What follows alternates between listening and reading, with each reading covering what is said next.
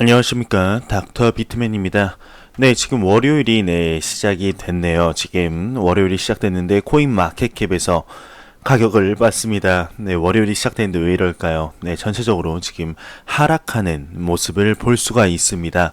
지금 비트코인 같은 경우는 0.56%, 네, 이더리움 2.17%, 네, XRP가 2.2%, 지금 라이트코인이 5.8% 하락하는 소폭, 네, 전체적으로 하락하는 모습을 볼 수가 있습니다. 참으로 아쉬울 수밖에 없는데요. 네, 암호화폐 시장의 가치가 크듯이 지금 당장의 가격에 실망하지 마시고 잠재적인 가치를 보시길 바라면서 네, 제가 준비해온 소식으로 바로 넘어가도록 하겠습니다. 네, 리플사가 XRP를 풀었다고 합니다. 에스크로락을 풀었다고 하는데요. 네, 지금 자꾸 일어나서 그런지 지금 제정신이 아니네요. 네, 다시 정신 차리고 전달해 드리겠습니다. 네, XRP가 지금 10억 개가 추가 이렇게 풀렸다고 합니다. 에스크로락이 풀렸다고 하는데요. 네, 지금 이 소식이 암호화폐 시장에서 굉장히 이러쿵저러쿵 말이 많습니다. 네, 리플사가 XRP 가격을 이렇게 조작한다, 아니다, 유가 증권이다, 아니다. 굉장히 많은 말들이 있는데 네, 과연 어떻게 될지 한번 지켜보도록 하겠습니다. 네, 비탈릭 부테린이 본인은 2013년 중반에 리플 인턴 사원이 되려고 한 적이 있다라고 인터뷰를 했다고 합니다. 지난 금요일 이더리움을 발명한 러시아 캐나다 컴퓨터 과학자 비탈릭이 자신에 대한 재미있는 사실을 밝혔다고 합니다. 네, 그것은 바로 그가 2013년 중반에 리플에서 인턴 사원이 되려고 노력했었다는 사실이라고 하는데요. 네, 비탈릭이 2013년 10월에 이스라엘을 방문 이후인 12월 이더리움에 대한 제안을 처음 밝혔다고 합니다. 네, 이더리움으로 불리기도 이전인 2013년 10월 이스라엘을 방문했을 때 마스터 코인 팀과 꽤 많은 시간을 보냈고 이들을 위해 몇 가지 제안을 한 적이 있었다고 합니다. 네, 그들이 무엇을 하고 있는지 몇 번 생각한 후에 나는 마스터 코인 팀에 그들의 프로토콜을 더 일반화시키고 복잡한 특징들을 추가하지 않고 더 많은 유형의 계약을 지원하자는 제안을 보냈다고 합니다. 네, 비탈릭이 리플에 취직하려 했다는 사실을 인정한 것은 브라이언 암스트롱 코인베이스의 CEO 겸 CEO의 트윗에 대한 회신을 보내면서 이 같은 사실이 알려졌다고 하는데요. 네, 비탈릭은 캐나다에 거주하던 2013년 중반 이후 리플랩스로 개명된 회사의 인턴으로 일하기 위해 캘리포니아로 오려 했으나 비자 후원을 하는 회사를 구하지 못해서 그렇게 하지 못했다고 시인했다고 합니다. 네, 비탈릭이 당시 지원했던 회사였던 오픈코인이 리플랩스의 원래 이름이라고 하네요. 네, 오늘 제가 처음 알았습니다. 네, 2012년 9월 크리스 라센과 제드 맥켈럽 공동 설립한 회사죠. 네, 비탈릭이 2013년에 이렇게 리플랩스가 탄생한 지 1년도 안 됐을 때 입사 신청을 했었다고 합니다. 그리고 트론 재단 창업자 겸 CEO 저스틴 선이 2013년 12월 리플랩스에 고용돼서 2016년 1월까지 또 이 회사에서 일했었다고 하네요. 결국 비탈릭과 저스틴은 둘 다 리플에서 함께 동료로 일할 수 있었다고 합니다. 지금 둘이 굉장히 물어뜯고 또 갑자기 화해하고 다시 물어뜯고 이러고 있죠. 네, 굉장히 재밌네요. 네, 비탈릭의 트윗에 응답으로 리플 CTO 데이비드 슈얼츠는 이렇게 농담을 했다고 합니다. 그것은 여전히 나를 슬프게 한다. 네가 성취했을지도 모르는 위대한 것들을 생각해봐. 다시 신청할 수 있겠니? 우린 항상 좋은 인턴을 찾고 있다. 비탈릭, 이더리움 포기하고 리플에서 같이 일하자. 네, 이렇게 조크를 친 건데요. 네, 참 재밌습니다. 비탈릭, 이더리움의 CEO 지금 전 세계 각국을 다니면서 블록체인과 암호화폐에 대해서 굉장히 영향력 있는 인물인데요. 네, 참 어리숙하게 생겼는데 굉장히 천재적인 재능을 갖고 있다는 것은 인정해야 될 것 같습니다. 만약에 정말 비탈릭이 리플에서 인턴 사원으로 일을 했으면 지금 어떤 자리까지 올라갔을까요? CTO가 데이비드 슈얼츠가 아니고 리플 CTO 비탈릭이 되진 않았을까? 네, 이런 재밌는 생각을 한번 해봤습니다. 네, 블록체인 활용한 해외 송금 발전 가능성 크다. 모인 설석 대표라고 하는데요.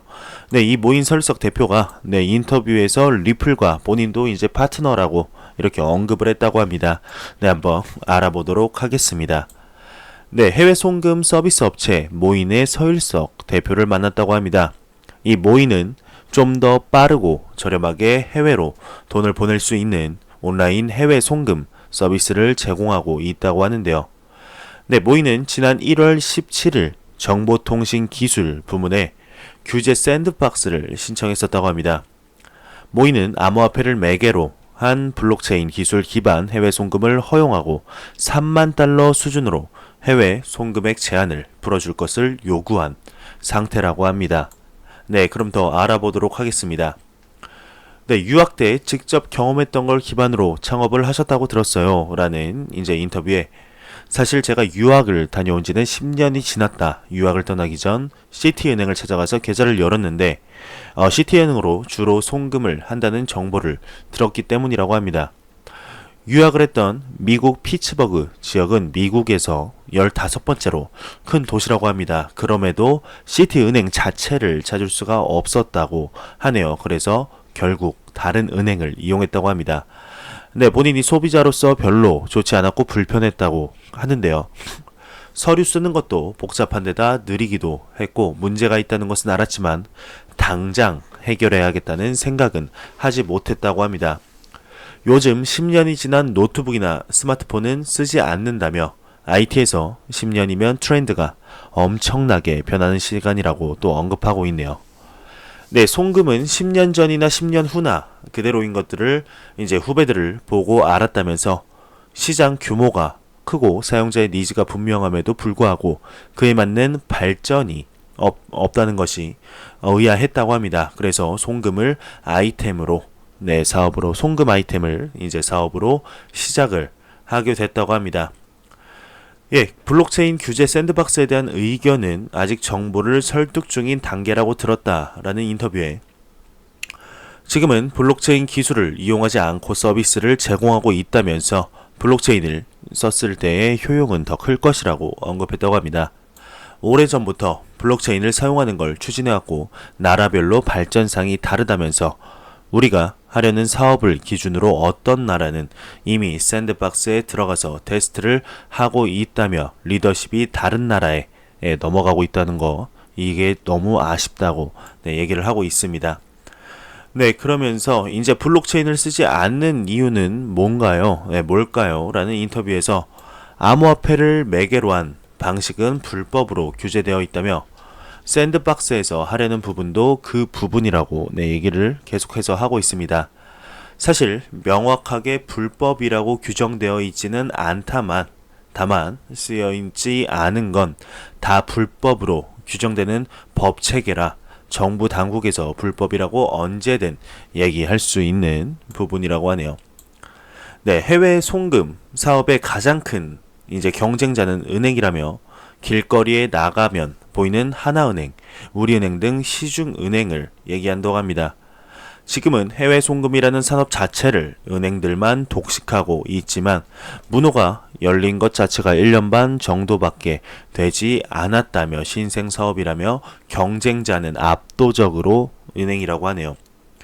네, 송금하면 떠오르는 게 리플인데 라는 이런 기자의 인터뷰에 리플은 은행이 되고자 하는 게 아니라면서 은행 같은 역할을 해주는 건 우리 같은 스타트업이라고 합니다. 리플은 스위프트 국제 송금망의 차세대 프로토콜을 꿈꾼다면서 리플은 백엔드 쪽에 더 가까운 회사라며 언급을 하고 있습니다. 그런 회사들은 경쟁자가 아닌 잠재적인 파트너로서 우리도 리플과 파트너십을 맺고 있다며 송금 비즈니스는 파트너십이 자연스럽고 활발한 비즈니스라고 계속해서 언급을 하고 있습니다. 네, 그러면서 삼성과 협업 계획은 없느냐라는 이런 얘기가 있는데요. 이 인터뷰에는 현재 삼성과 공식적으로 진행하는 프로젝트는 없다며 있어도 말하기는 좀 그렇다 라고 얘기를 하고 있습니다. 앞으로의 협업 가능성도 열려 있다고 본다면서 본인들의 사업 계획이 날로 번창하길 바란다 이러면서 기사를 마무리하고 있습니다.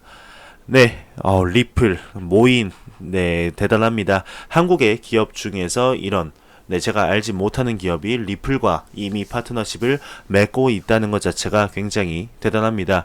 지금 기사에서 나오지 않는 것 이상으로 파트너십을 리플이 많이 맺고 있지 않을까, 네, 이런 생각이 드네요. 네, 세계 최대 커뮤니케이션 앱 스카이프죠. 네, 무료 전화 통화가 가능한 화상 통화가 가능한 인터넷 전화 스카이프가 XRP 결제 기능을 검토한다고 합니다. 네, 얼마 전에 XRP 알미죠. 네, 미국의 세계 최대 XRP 커뮤니티 쪽에서 스카이프에 XRP를 쓰면 좋은 이유와 써야 되는 네, 이유를 보냈었죠. 그래서 지금 스카이프에서 XRP를 적극적으로 결제에 이용하겠다 이런 내용입니다. 네, 바이낸스가 장외 시장이죠. OTC 거래의 급증으로 1분기 수익 8천만 달러를 달성했다고 합니다. 장외 시장 거래 인기가 급증하면서 주요 증권거래소인 바이낸스의 1분기 수익이 7,800만 달러 달했다는 이런 소식입니다. 바이낸스는 이번 주 1분기 동안 비슷하게 급증한 이익을 발표했는데 이는 7,800만 달러로 이전 실적을 66%나 밑돌았다면서 기사가 마무리되고 있습니다. 네, 암호화폐 자산 운용사 플레이스홀더가 네, 이제 투자 포트폴리오를 공개했다고 합니다. 미국 뉴욕 소재 암호화폐 전문 벤처 캐피탈 회사인 플레이스홀더가 최근 암호화폐 및 블록체인 기업에 투자한 포트폴리오를 공개했다고 합니다. 포트폴리오를 구성하고 있는 14개 프로젝트 및 암호화폐는 아래와 같다고 하는데요. 네, OX, 아라곤, 비트코인, 캐시, 네, 다크레드, 네, 뭐라고 읽어야 되죠? 에라셜, 네, 처음 들어보네요. 이더리움, 파일코인, 네, FOAM, 메이커다오, 오픈소스 코인, UMA, 제필인, OS, G캐시 등이 있다고 하네요. 네, 처음 듣는 것도 있고, 네, 들어본 코인도 있습니다. 네, 크리스 버니스케가 다음 상승장은 비트코인 1조 달러 시가총액을 도달할 것이다라고 예측했다고 합니다. 암호화폐 투자에 관한 책 크립토 에셋의 저자이자 투자그룹 플레이스홀더 벤처의 공동 창업자인 크리스 버니스케는 다음 상승장에 비트코인이 1조 달러의 시가총액을 달성할 것이라고 트위터를 통해 전달했다고 하는데요. 버니스케는 트위터에 2013년 이후 매년 상위 10대 암호화폐의 자산 시가총액을 나타낸 차트와 함께 매년 말 상위 10개 암호화폐를 보면 비트코인이 다음 상승장에는 시가총액이 1조 달러에 달할 것이라는 생각이 든다면서 기사가 마무리되고 있습니다. 네, 그러면서 쉽게 동의할 수 없을 것 같지만 버니스케의 생각에 동조하고 있는 사람들도 꽤 있다고 하는데요. 암호화폐 커뮤니티에 일부 영향력 있는 커뮤니티는 비트코인이 1조 달러 가치에 도달할 수 있는 잠재력을 가지고 있다며 네, 언급했다고 하네요. 그러면서 유명한 네, 비트코인 옹호론자인 팀 드레이퍼가 작년에 비트코인이 10배 이상 증가할 것으로 예상한다고 말했는데 이는 비트코인이 법정 화폐 사용의 감소와 암호화폐 대체로 인해 10조 달러에 이를 수 있을 것이라고 주장했다며 마이크 노보그라츠 네, 아마 제 영상을 계속 보신 분들이라면 아실 겁니다. 네, 금이 7조 5천억 달러의 시가총액을 가지고 있다며 비트코인은 그에 비하면 여전히 100분의 1 가격이다. 20년 후에 기대해봐라. 라면서 기사가 마무리되고 있습니다. 네, 정말 이렇게 됐으면 좋겠네요. 네, 비트코인 시장, 암호화폐 시장이 1조 달러에 달하는 그날이 하루빨리 왔으면 좋겠습니다. 네, 블록체인 자금이체가 전통 시스템보다 388배 빠르다면서 블록 데이터가 언급했다고 합니다. 네, 블록체인 전문 분석 업체 블록 데이터의 최신 보고서에서 블록체인을 통한 자금이체는 전통 금융 시스템 스위프트보다 388배 빠르고 127배 저렴하다고 언급했다고 네, 기사가 나오고 있습니다. 네, 바이낸스의 CEO가 덱스, 이더리움 경쟁 상대 아니라고 언급했다고 하는데요. 자오장펑 CG죠. 네, 바이낸스 CEO가 방금 전 미디어와의 인터뷰에서 바이낸스의 덱스는 이더리움에 도전하지 않는다며 우리는 스마트 컨트랙트도 없다. 우리가 도전하는 것은 우리 자신의 바이낸스 거래 플랫폼 자신이다. 라고 언급했다고 합니다. 네, OKEX의 선물 분기물, 네, 상위 트레이더 롱숏 비율 현황을 알려드리겠습니다. 네, 현재 22일 오전 9시 기준 중국계 암호화폐 거래소죠 OKEX의 비트코인 선물 분기물 리더보드, 네, 리더보드 트레이더들의 비트코인 롱 포지션 비율은 19.98%, 네, 20%죠. 숏 포지션 비율이 21.22%를 기록했다고 합니다. 이더리움 선물 분기물 리더보드 트레이더들의 롱숏 포지션 비율은 각각 23.51% 롱이죠. 15.15% 네, 숏입니다. 네, 이렇게 한번 참고하시면 될 것 같습니다. 네, 모건 스탠리가 블록체인 기반 결제 데이터 공유 플랫폼 이용 은행이 220개 육박한다고 언급했다고 합니다. 네, 파이낸셜 타임즈에 따르게 되면 모건 스탠리 측이 21일 현재 220개 은행이 금융 네트워크에서 발생하는 다양한 문제를 해결하기 위해 결제 데이터를 공유하는 파트너십을 체결 및 운영하고 있는 상태라고 밝혔다고 하네요. 네, 해당 시스템은 공동의 분산 원장 시스템 DLT 기술 기반으로 운영이 되고 있고 지난해 3분기부터 글로벌 결제를 중심으로 본격적인 사용에 도입되고 있다며 모건 스탠리 측은 현재 해당 시스템은 규제 샌드박스를 중심으로 이뤄지고 있고 회원사들에게 공동 네트워크 기반의 솔루션을 제공하고 있다 하면서 네, 이렇게 기사가 마무리되고 있습니다. 네, 이제 월요일이 시작됐습니다. 참 월요병이라고 불릴 만큼 월요일 참 힘든 날이죠. 네, 항상 이 영상을 보시는 시청자분들, 구독자분들, 암호화폐 투자자분들에게 네, 항상 밝은 내일이 있기를 바라면서 영상이 도움이 되셨다면 구독과 좋아요 그리고 광고 한 편만 처음부터 끝까지 시청해 주시기 바랍니다. 이 채널은 오직 광고 수익으로 운영이 되게 됩니다. 네, 제가 이제 내일 같은 경우는 한 이틀 정도 영상을 조금 못 올릴 것 같습니다. 개인적인 사정이 있어서 최대한 영상을 올릴 수 있으면 네, 좋은데요. 내일 모레 같은 경우는 확실하게 네, 영상을 못 올릴 것 같고 네, 좀 그렇습니다. 좀 일이 요즘 많이 바빠서 네, 개인적으로 영상을 최대한 올리고 싶은데 가끔씩 네, 빼먹는 날이 있는 점 좀만 이해해 주시면 너무 감사할 것 같습니다. 네, 항상 말씀드리는 얘기가 있죠. 영상, 네, 암호화폐 정보는 제가 모으도록 하겠습니다.